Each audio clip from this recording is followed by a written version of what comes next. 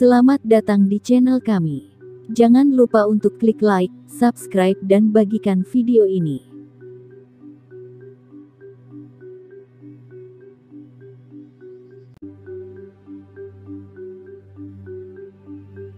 Kerajaan Majapahit mengatur hubungan perempuan dan laki-laki cukup ketat.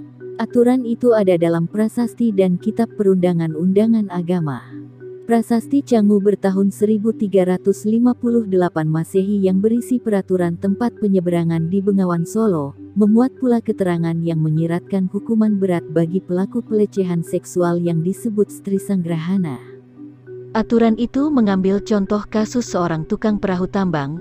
Ia tak akan dianggap bersalah bila menyeberangkan perempuan manapun bila sudah bersuami, selama dia tidak berbuat astaghfirullah, yaitu 8 macam kejahatan yang berhubungan dengan pencurian, pun jika ada perempuan tenggelam dan dipegang oleh tukang perahu. Misalnya, jika tukang perahu mengangkat dan memegangnya.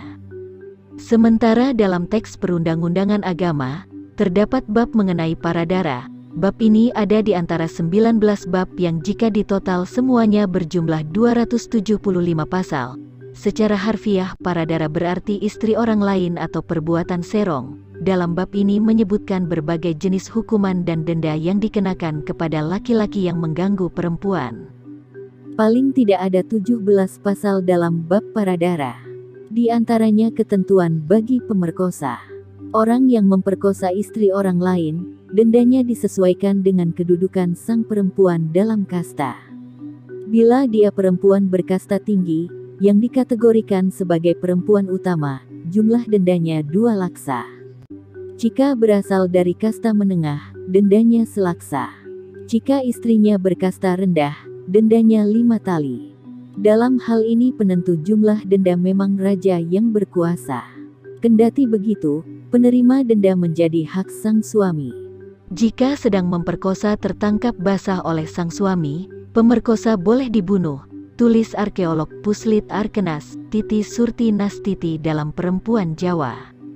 Denda diberlakukan jika sang suami menghendaki denda uang. Hukuman lainnya, pelaku bisa dipotong tangannya oleh raja. Dia diusir dari desa tempat tinggalnya dengan membawa tanda ciri kalau dia pernah memperkosa istri orang.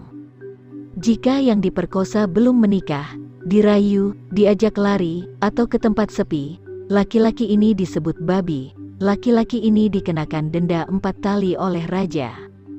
Adanya saksi juga bisa menjadi pertimbangan kuat dalam kasus pemerkosaan. Dalam hal ini bila seorang gadis diperkosa dan berteriak menangis, dan banyak orang yang menyaksikan, orang-orang ini bisa menjadi bukti. Adapun pelaku dikenakan pidana mati oleh raja. Sementara jika seorang laki-laki meniduri istri orang lain setelah dia menguntitnya sampai rumah si perempuan, dia dikenakan pidana mati oleh raja. Namun, bila si istri berhasil meloloskan diri dari pelukan laki-laki itu, pelaku didenda 2 laksa. Denda diserahkan kepada yang punya istri sebagai penebus hidupnya. Jika berhasil menidurinya, dikenakan pidana mati oleh yang punya istri. Lanjut Titi. Berbicara dan menegur perempuan yang bukan istrinya juga bisa dianggap pelecehan seksual. Itu bila dilakukan di tempat sepi, dendanya 2 laksa. Bahkan aturan ini juga mengikat pendeta. Jika tak mampu mematuhinya, status kependetaannya terancam hilang. Jangan bicara dengan perempuan yang sudah menikah, terutama di tempat sepi, karena nafsu birahi susah dikendalikan, tulis Titi. Dendanya menjadi lebih sedikit apalagi perempuan yang diajak bicara di tempat sepi bukan istri larangan, atau istri utama yang dipingit. Laki-laki ini didenda sebesar 5 tali, pun jika si laki-laki tak tahu kalau yang dia ajak bicara sudah bersuami, dia tetap dikenai denda 5 tali. Meskipun perempuan itu istri saudaranya, istri pamannya, istri menantunya, pokoknya dengan perempuan yang telah menikah, perempuan larangan. Lanjutnya. Perbuatan Stri Sanggrahana juga meliputi mereka yang membantu dan memfasilitasi perbuatan dalam pasal paradara.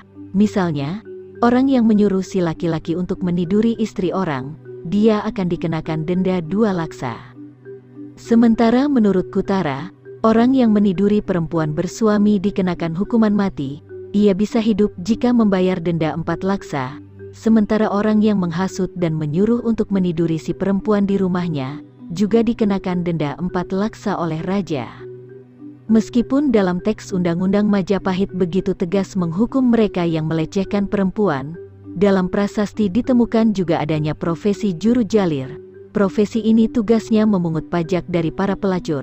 Dalam hal ini tak ada keterangan pasti yang menyebut pelacur itu pasti perempuan. Namun bisa dikatakan, pelacur pada masa Majapahit mendapat pengesahan dari penguasa.